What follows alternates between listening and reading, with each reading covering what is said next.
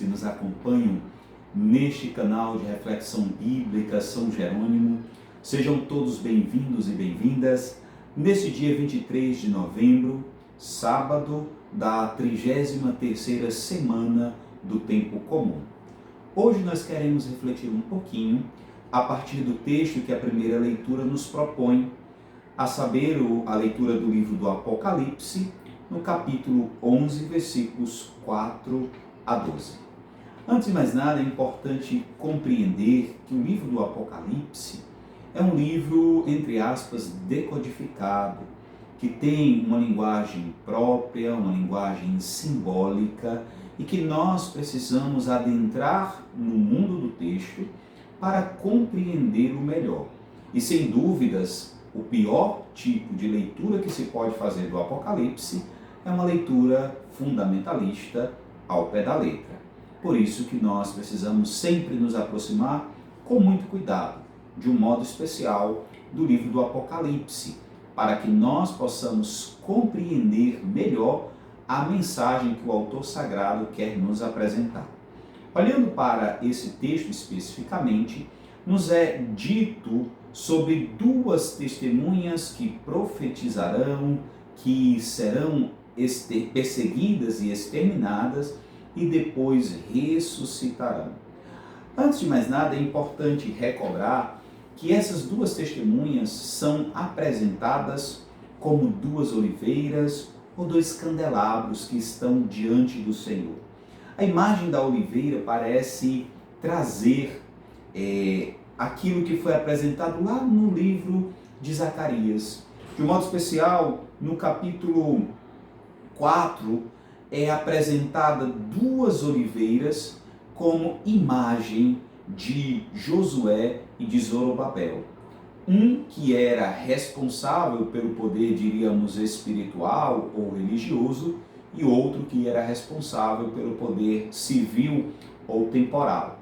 A ideia é justamente apresentá-los como aqueles que são protegidos, ungidos pelo Senhor.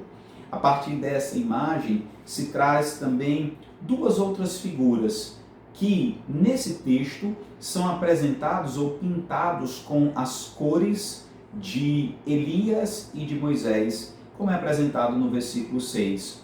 Um tem poder para fechar os céus, outro tem poder para fazer aqueles milagres, aqueles sinais lá do livro do Êxodo, de modo especial do Egito, transformando água em sangue. É claramente a imagem de Elias e de Moisés, dois grandes personagens da história bíblica, mas principalmente duas pessoas que tiveram o fim da vida de forma enigmática. Moisés, ninguém sabe de fato como foi o seu fim, e Elias, como nós muito bem sabemos, foi arrebatado aos céus. Essas imagens ajudam a igreja, a comunidade cristã inicial, a tematizar também outros fins, de um modo especial dessas duas oliveiras ou dois candelabros, que para alguns estudiosos seriam representações de Pedro e Paulo, que obviamente, como bem sabemos, foram martirizados e que precisariam ser compreendidos na ótica dessa realidade do martírio. E aqui a gente já lembra como essas duas pessoas são chamadas, duas testemunhas.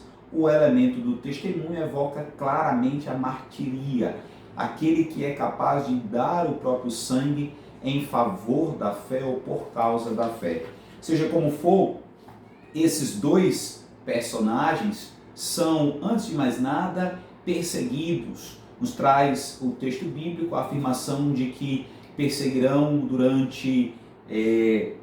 exercerão o seu ministério, diríamos assim, durante 1260 dias, ou mais especificamente, 3 anos e meio.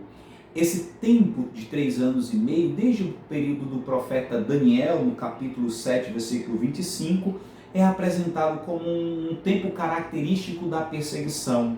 O que o autor sagrado quer dizer é que eles sim serão perseguidos Contudo, apesar da perseguição ou mesmo da morte, que serão escarnecidos diante de toda a cidade, eles não ficarão na morte. Depois desse tempo de perseguição, Deus mesmo lhes, por força do seu Espírito, lhes concederá uma nova vida, uma vida distinta, uma vida ressuscitada. E Ele mesmo dirá: vem, subi, ou seja, façam a experiência da ressurreição, serão mortos, contudo, serão ressuscitados. É justamente sobre esta realidade que o livro do Apocalipse quer animar a comunidade cristã. Aqui nós encontramos o rosto de uma comunidade perseguida, de uma comunidade que está sendo morta por causa da sua fé. Contudo, nós encontramos ao longo da própria igreja muitos testemunhos que fomentam não só a coragem, mas nutrem a nossa esperança, para que mesmo diante das perseguições, nós saibamos que a morte ou a maldade não terá a última palavra. Sem dúvidas, o livro do Apocalipse continua muito atual em tempos de tantas situações negativas, de tantas desesperanças, violência, maldade e tantas outras coisas. Nós somos chamados a continuar acreditando, a continuar resistindo na força da esperança, na certeza de que a morte e o mal não podem ter a última palavra. A última palavra é a palavra de Deus. Subi, façam a experiência da ressurreição, da eternidade. Por outro lado, os inimigos, os escarnecedores, contemplarão a subida desses benditos para o Pai. Olhando para esse texto bíblico de um modo especial, somos então chamados a continuar acreditando. Mesmo em uma sociedade muitas vezes marcada pelo egoísmo, pelo individualismo, pela perseguição, a intolerância, a falta de educação, os preconceitos e tantas outras coisas, nós somos chamados a continuar acreditando firmes, sendo resistência mesmo em tempos de perseguição e, sobretudo, sendo esperança em tempos de desesperanças. Por isso, irmãos e irmãs, a liturgia de hoje nos convida a olhar para além dos momentos, das situações momentâneas, do aqui e do agora, e continuar fixando os nossos olhos na certeza de que Deus continua nos assistindo. E assim como a comunidade cristã do início precisou ser animada no meio das perseguições, também nós precisamos ou devemos animar uns aos outros com a força e a coragem da esperança. Sejamos firmes nessa esperança que, como diz a Sagrada Escritura, não nos decepciona. Que Deus nos dê a graça também do dom da martiria, do testemunho de uma vida que não se cansa de esperançar, e que nós possamos continuar firmes na certeza de que o mal jamais terá a última palavra.